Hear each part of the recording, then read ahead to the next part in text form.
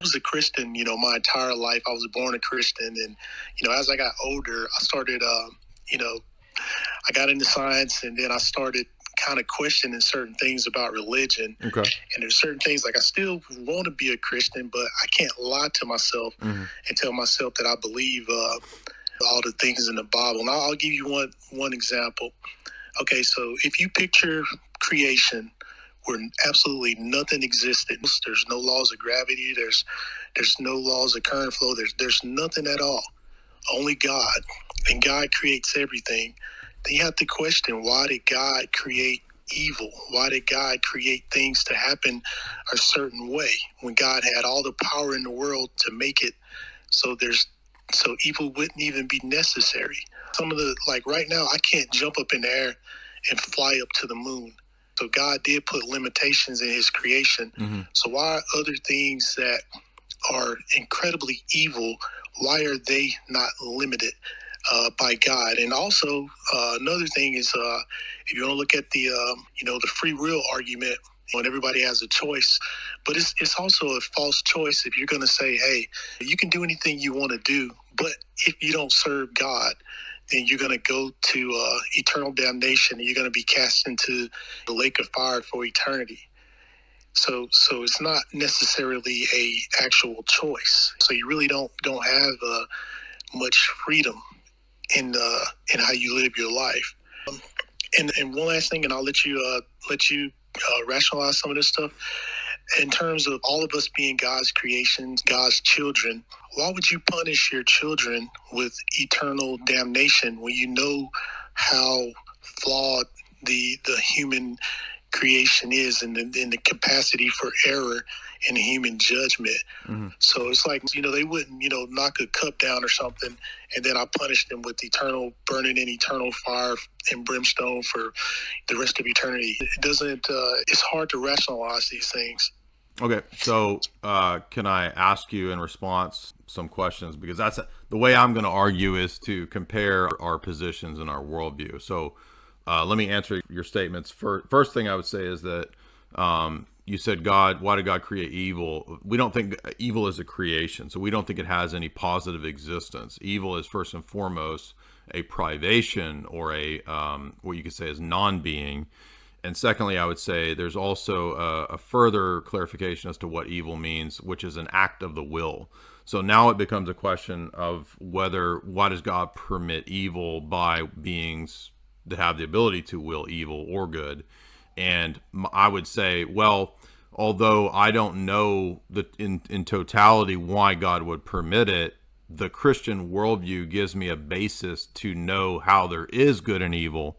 And I would say that your worldview has no basis to critique Christianity, because you couldn't give an account for good or evil, or the true or the false, which would be necessary for doing a critique at all. So I'd be glad to hear, as a non-theist, as a non-Christian, how it is you can say that anything is true or false, or wrong or right, if atheism is the case. Okay, yeah, that's an easy question. But first, I have to ask you about I have to comment on, whether or not God created evil. It's like I said earlier, you have to actually picture absolutely nothing in this world existing, nothing in creation existed. God created everything. He created our ability to thought. He created our capacity of thought. He created every single law. He created absolutely everything. We can't create anything that God hasn't already created. So that's my point for the argument on whether or not God created evil. Well, why is that the case? Why can't God create a world where beings have the ability as secondary causes to actually do things? I would imagine that he would have to create what the different things that they could do. It would be like a video game. The video game characters can't do anything outside of the way that they. Well, that's a false analogy, because it's a false equivalence between beings that have free will and beings that do not. So video game characters do not have free will, and the Christian worldview specifically teaches that God does create humans to have the power of free will. So in other words, you're saying that it can't happen is it sounds like it's based on prior assumptions, and I would just like to know, on what basis do you know that God can't create beings with free will? Well, you have to establish free will first. Right. Yeah. There's no.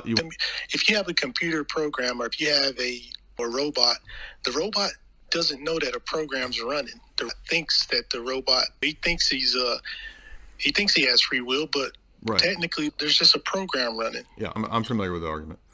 So, do you want me to prove free will to you?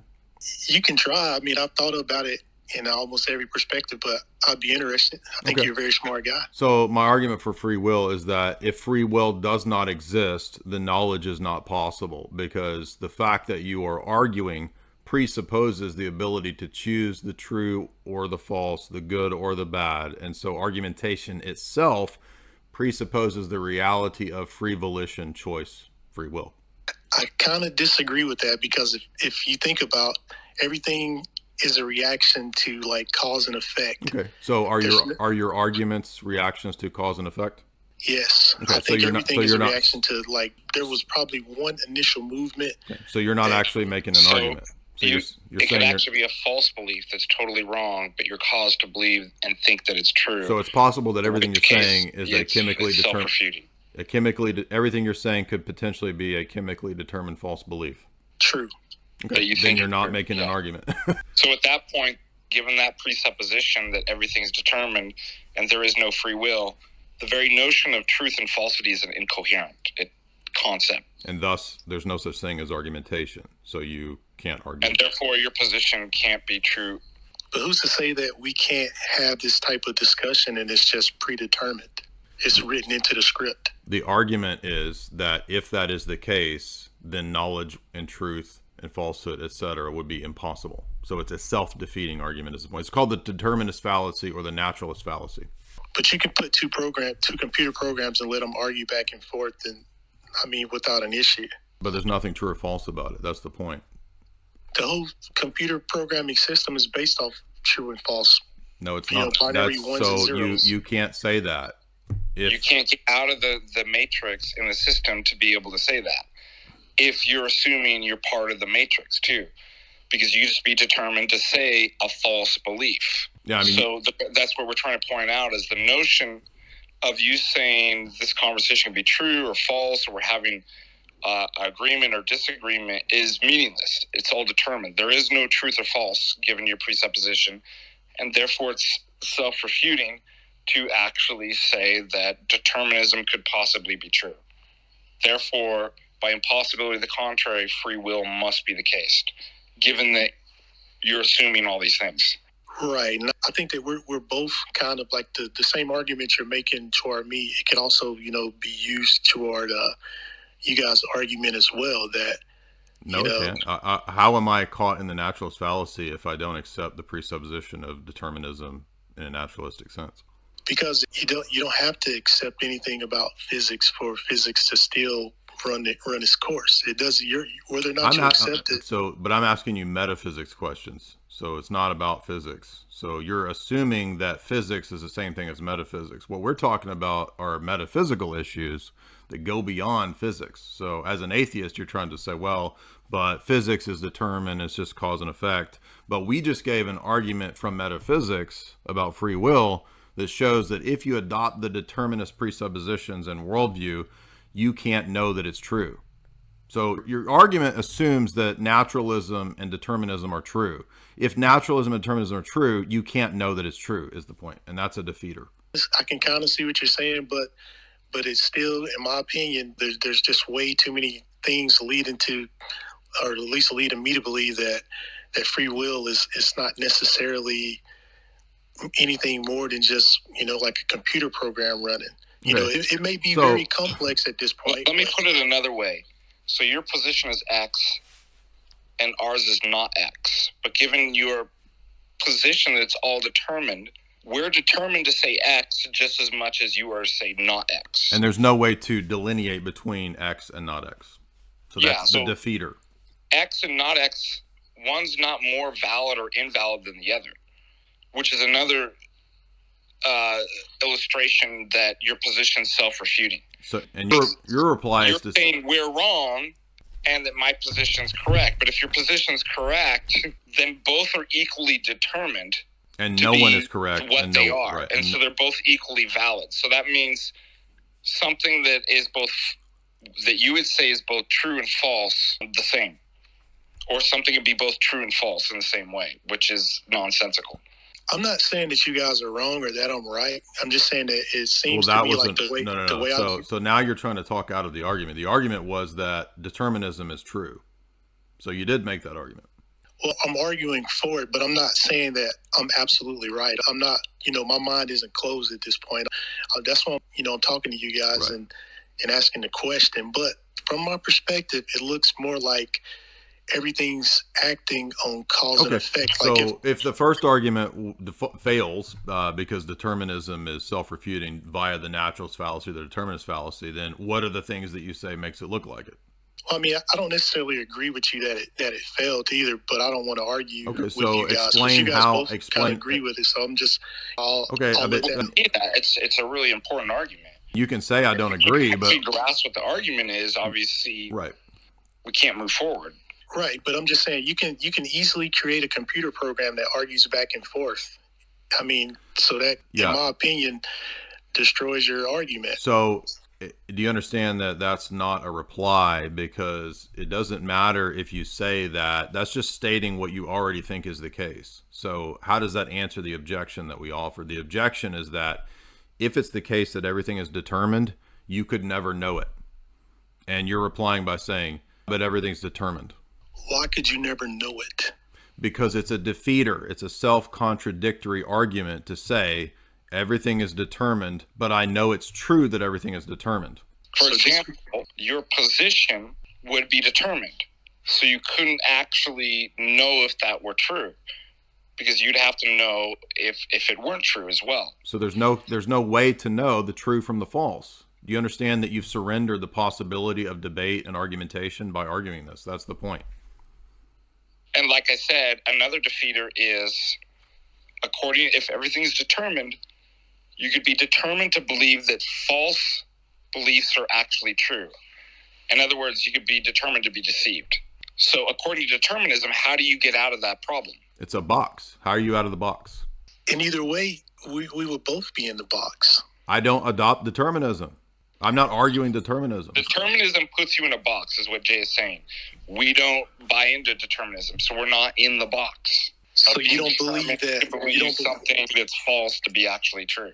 Do you believe that God is all-knowing, that God knows everything, past, present, and future? Yeah, but he can also, by divine power, create beings that have free will and are secondary causes. There's nothing about God's character that prevents him from creating that. So if God knows everything, past, present, and future, then that's a form of determinism right there. It's only a form of determinism if categories. It's the way that we talk about time and the way that God relates to time. I just said God can create beings that are secondary causes. It's only determinism if God is the sole cause. There's not one cause in the universe. God creates beings who are secondary causes. Well, we have to kind of disagree on that. And I mean, I'm pretty sure there's people that agree with you guys, and I'm pretty sure there's people that agree with me on it. But let me add one more portion to that argument that may, further my case a little bit. Okay. So if you if you think all the way back to the beginning of creation, whenever God, started creation off, everything, I would imagine that everything was void. There was no movement. There was no time. There was nothing physical. So there had to be an initial first movement that every other action was a reaction to that first movement. If I set up a bunch of dominoes, and in order to get the dominoes rolling, I had to hit one domino, and then every single domino, miles and miles down the road for years and years and years. Yeah, I mean, they're all still a result of that one so movement. I can speak on this. Part of the problem is that the modern mind can't really understand this, because moderns have limited themselves to only one type of causality. So the type of causality that you're talking about is like what Jay said, that there's only one, that you're conceiving only one kind of proximate and efficient causality. But prior to modernity, the ancients had at least 4 different types of causality. And as Jay said, furthermore, primary and secondary causality. So the mistake that you're making is saying there can only be this one type of causality because that's the only type of causality that I can conceive. And that's this kind of domino, efficient, deterministic causality. But I can just point to the history of philosophy. The majority of philosophers have never adopted that that's the only form of causality that there is. You guys got some pretty good points and pretty good perspectives. I appreciate y'all giving me the opportunity to speak. I don't want to hog the time up in here, so appreciate that. Thank you, guys. Yep, good questions. Last thing I would say is that the notion of a causal chain like dominoes is kind of the mechanistic, deistic idea of causation that comes from the Enlightenment. And like Father Deacon said, that's just one type of causation. So typically physicalist views of the universe rely on just that type of causation, as if that's all it means is just a domino and thus the chemically determined causal chain. But there's different types of causes or different types of agents. And so the arguments that you made, although you may not have been intended on going into metaphysics, they actually relied on a host of metaphysical things that I was trying to critique.